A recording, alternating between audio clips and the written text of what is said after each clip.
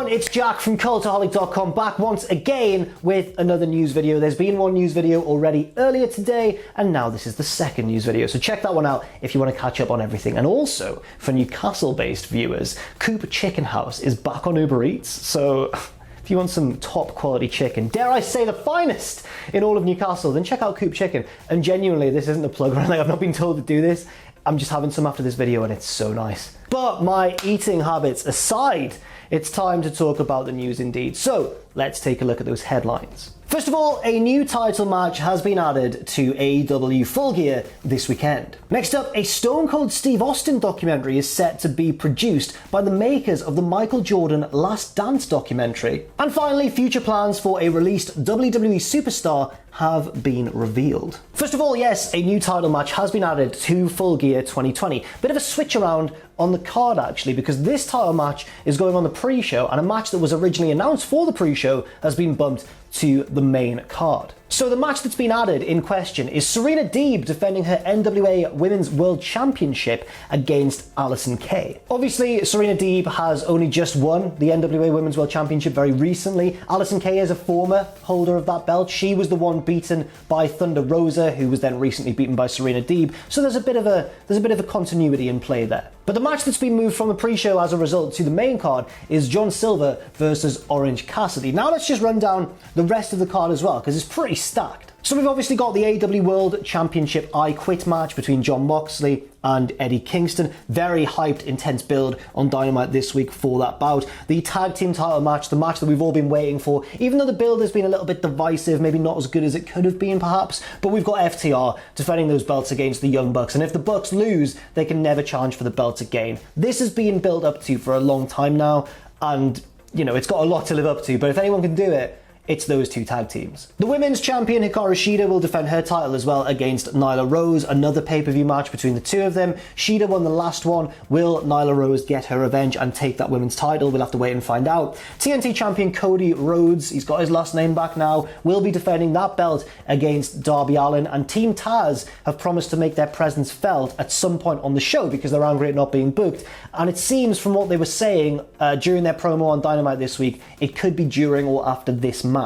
We also have the final of the World Title Eliminator Tournament as Kenny Omega takes on Hangman Page. The winner, of course, getting a title shot. Lots of history between the former tag team champions. That should be a potential match of the night as well. Chris Jericho will take on MJF. Of course, the stipulation here is that if MJF wins, then he joins the Inner Circle. And MJF has said that he'll do anything to win this match. Don't know what that means, but I'm guessing we'll find out. And the final two matches that have been announced at the time of recording, Matt Hardy versus Sammy Guevara in an Elite Deletion match, which is looking likely to be a bit of a cinematic match. Hopefully it ends better than their last one did. Obviously that terrifying fall for Matt Hardy at All Out, but apparently he's back to full health now. And Orange Cassidy, as I mentioned, will be taking on John Silver now on the main portion of the show. So that is the full card at the minute for Full Gear 2020, taking place this Saturday night. Myself and Owen, one of the editors here at Cultaholic, you may have seen him on our Twitch streams every Wednesday. We will be live streaming our reactions to the event on Saturday on YouTube, so do join us then if you want to get involved. Next up, some very interesting news regarding Stone Cold Steve Austin, as I mentioned in the headlines section. Yeah, apparently a documentary is in the works about the Texas rattlesnake. Now, obviously, we've heard about this Vince McMahon Netflix doc in production. Now it looks like Austin's going to get one. Why is wrestling suddenly in vogue? I don't understand, but it can only be a good thing for the industry, surely. This comes courtesy of Gorilla Position, who tweeted, "We're about to head deep into the world of WWE, more so than ever before. After the story of a high-profile Netflix doc on Vince McMahon, it now appears that the team behind The Last Dance will produce a documentary on Steve Austin. This could be fascinating. Watch this space." Now, even if you're not a fan of professional basketball or the NBA or whatever, I mean, that documentary, The Last Dance, was phenomenal. A great look, not only at Michael Jordan, but also just at generally the whole Chicago Bulls dynasty. It was a fantastic one. There was interviews with the likes of Scottie Pippen. There was sections on Dennis Rodman. It was Isaiah Thomas was like the villain of the piece. It was just fantastic. So if that production quality is anything to go by, this Steve Austin documentary could be phenomenal. It's the old rivalry again, Vince and Austin. Whose doc is going to be better? Austin's. Next up, Fightful are reporting that they know the future plans of a released WWE Superstar, one who was big outside of WWE before joining, didn't quite go to plan for him, and now hopefully he can rebuild his career. I'm talking, of course, about EC3. EC3 had a decent time in NXT, but once he moved to the main roster, you could tell that the booking just wasn't behind him. He was never really given anything to get his teeth into, despite being wonderful on the mic as well. It was a sad time for fans of EC3, but Fightful is saying that there could be a bright future in store. So they're reporting that he finished with Impact Wrestling for the time being, and is now working for Ring of Honor through the end of the year. Now, first of all, EC3 appears to have suffered some kind of foot injury, maybe a broken toe at some point. He posted about that on Instagram, so we don't know when we'll actually see him in the ring. However, this whole Impact deal that he was part of, that was always, I think, that was confirmed by EC3 at least, to have always been a short-term thing, not a long-term contractual agreement. He was in this feud with Moose. Moose then beat him at Bound for Glory,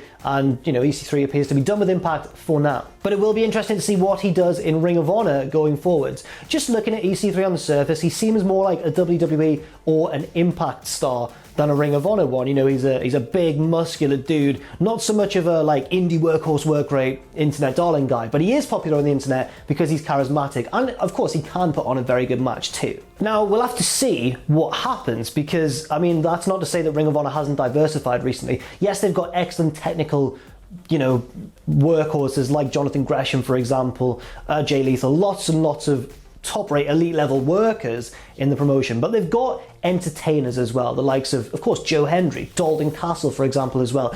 Bully Ray often gets involved to add just a sprinkle of, sports entertainment to the mix. So EC3 isn't as out of place as it might first seem when you just hear the name Ring of Honor. So we'll have to keep an eye on this, see where EC3 crops up, and I'm looking forward to it. We'll see how it goes. And finally, well, this was reported by Heel by Nature originally, that WWE had abandoned their attempt to trademark the name Cody Rhodes, and then after Dynamite, Cody got on the mic, and footage has emerged on Twitter since, and had some words to say about this. Cody was rejected last year from attempting to trademark the name after WWE failed to renew the rights on time, but on October 30th, Cody dropped his own trademark applications for Slamboree and the Match Beyond as well.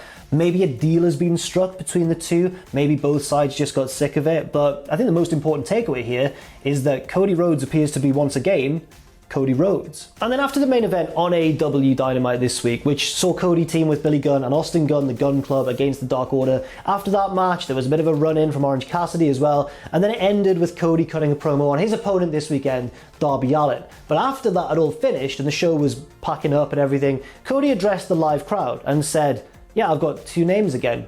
No matter what Justin Roberts just said for the ring announcements before, I am once again Cody Rhodes. Now, often Cody has gotten around this by being introduced alongside Brandy as Cody and Brandy Rhodes, which makes sense because they've not trademarked Brandy Rhodes, they were just trying to keep a hold of Cody Rhodes, the name, not the person. But now it seems like, yeah, Cody's won the battle. It looks like he's Cody Rhodes again. I'd quite like it. I find it a bit strange when he's just referred to as Cody, although I guess we've gotten used to it over the years recently. But it would be nice to see him be called Cody Rhodes once more. He's got that lineage, he's got that family legacy, and it just generally makes sense. I wonder, on a related note, a semi-related note, what's going to happen with Trent Beretta, or Trent, because of course there's been a similar battle going on with him trying to get a hold of the Trent Beretta name that he used in WWE and has since had to just drop and become Trent in a similar way to Cody. Jericho was referring to Trent as Beretta on commentary, but I don't know if that's just because Jericho was making a mistake and shouldn't have been calling him Beretta, or whether, it was a deliberate reintroduction of Beretta's surname. I don't quite know, but I want that name to come back as well, because Trent Beretta, what a cool name. What a cool guy. So yeah, that remains to be seen as well. I wonder if Trent's going to be added to the Full Gear card, actually. It's quite packed at the moment, as we saw earlier, but the best friends, himself and Chuck Taylor, do appear to be feuding with Miro and Kip Sabian. That could just carry on TV though. There's more than enough going on the Full Gear card, of course, so I don't know. It just depends how long, I suppose, AEW want that show to go. And so that is it for this news video. Thank you very much for watching. Order Coop Chicken if you're from Newcastle. And also, remember to join myself and Owen for our YouTube live reactions to Full Gear on Saturday. That should be, I believe, if I get the URL right, youtube.com/cultaholic/live.